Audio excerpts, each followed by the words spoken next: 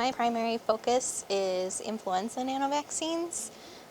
So I work on taking basically proteins, small pieces of the influenza virus that we think will elicit the best response for us, and encapsulating those into biodegradable nanoparticles.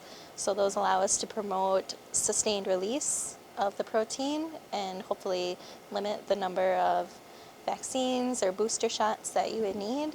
And also it can help us modulate the immune response. So we can engage different arms of the immune response to be able to drive particular immune responses that can hopefully provide cross-protection against different strains of influenza. Probably the most exciting thing is being in the Nanovaccine Institute. We work with a multitude of diversities and disciplines, so there's a lot of crosstalk and different ideas. So I work with engineers, virologists, immunologists, really kind of the whole gamut. So it really helps you get full understanding of the research that you're doing, as well as being able to approach problems in different ways. And then also having the equipment available that maybe an engineering lab wouldn't have, or vice versa, and also the techniques. So for example, I'm an engineer and I do quite a bit of animal work, but I have immunologists on hand that can help train me in those new techniques that normally an engineer probably wouldn't participate in.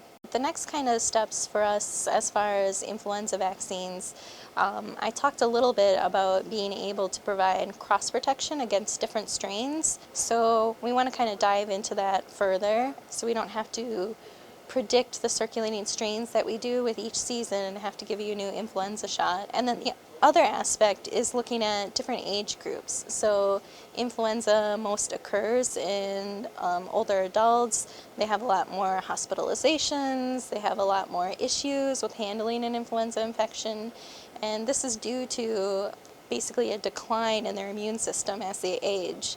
And so they don't respond to vaccines as well, which is why they're not as protected. So we're working on kind of driving different immune cells that will help us overcome those deficiencies in aging immune systems.